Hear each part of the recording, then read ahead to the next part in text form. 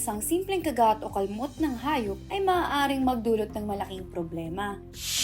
Ano nga ba ang rabies? Ang rabies ay isang viral disease na umaatake sa utak at nervous system.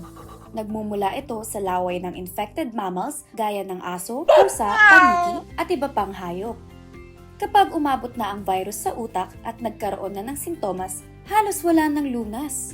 Pero ang magandang balita, halos 100% itong naiiwasan kung maaagapan. Sa Pilipinas, humigit kumulang 300 hanggang 400 ang namamatay sa rabies bawat taon, habang nasa 4 na milyong animal bite cases naman ang naitatala taon-taon. Pero may magandang balita, bumababa na ang bilang ng rabies cases dahil mas maraming Pilipino ang agad nagpapagamot at nagpapabakuna. Gayunpaman, karamihan sa mga naitalang kaso ay mula sa mga alagang hindi nabakunahan, hindi lang sa mga asong gala.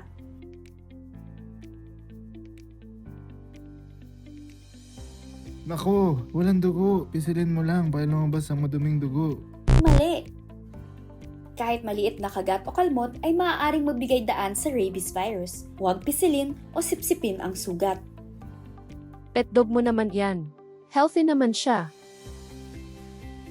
Hindi ibig sabihin na mukhang healthy ang aso o pusa ay wala na itong rabies. Kahit alagang hayop, kailangan pa rin ipa-assess ang anumang kagat o kalmot. Hala, laging ako naglilinis ng poop at wiwi ni Coco. Wahaha, narin ba ako? Hindi, ang rabies ay hindi napapasa sa dugo, ihe o dumi ng hayop. Naipapasa lamang ito kapag ang laway o nervous tissue ng infected animal ay pumasok sa katawan sa pamamagitan ng kagat, kalmot na may laway, mata, ilong, bibig o bukas na sugat. Hindi lahat ng exposure pare-pareho. May 3 categories. Category 1, paghawak o pagpapakain sa hayop o pagdila sa intact skin. Walang exposure, walang bakuna. Category 2, minor scratch o kagat na walang pagdurugo. Kailangan ng wound washing at anti-rabies vaccine.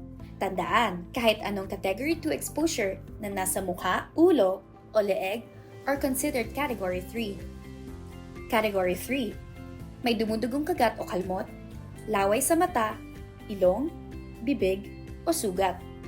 Kailangan ng wound washing, anti-rabies vaccine at rabies immunoglobulin o RIG. Sa una, wala kang mararamdaman. Habang lumilipas ang mga linggo o buwan, unti-unting umaakyat ang virus sa nerves papunta sa utak. Kapag umabot na ito sa utak, saka pa lang lalabas ang mga sintomas. Lagnat, sakit ng ulo, at pangingilig sa bahagi ng kagat.